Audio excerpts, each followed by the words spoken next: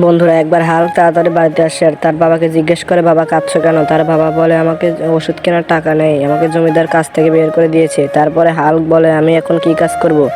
একটি কাজে যায়। তারপরে বলে, ম্যাডাম আমাকে একটি কাজ দেন। তখন তাকে একটি কাজ দেওয়া হয়।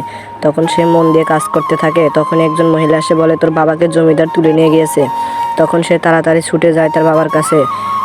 গ্রামবাসীরা সহ তার পিছে পিছে যায়। তখন সে যে দেখে যে তার বাবাকে আটকে রেখেছে জমিদার। তখন বলে, জমিদার তুই আমার বাবাকে আটকে রেখেছিস কেন? জমিদার বলে, তোর বাবা আমার থেকে টাকা ধার নিয়েছে 30 লক্ষ টাকা। সেই জন্য বাবা তোমাকে আমি ছাড়িয়ে নেব, তুমি চিন্তা করো না। তুমি আমার থেকে টাকা নিয়ে সব কী করেছো? তখন একটি খেলা দেখতে পায়, যাতে জিতলে সে 30 লক্ষ টাকা পাবে। সেই খেলাতে জয়েন হয়। সে যুক্ত হয় একটি বড় পালোয়ানের সাথে। সে পালোয়ানের সাথে লড়াই করতে থাকে। লড়াই করে, বন্ধুরা তার মধ্যে তাড়াতাড়ি লাইক করে দাও, তাহলে হাল্ক জিতে যাবে। এই তো হাল্ক এখন জিতে যাবে।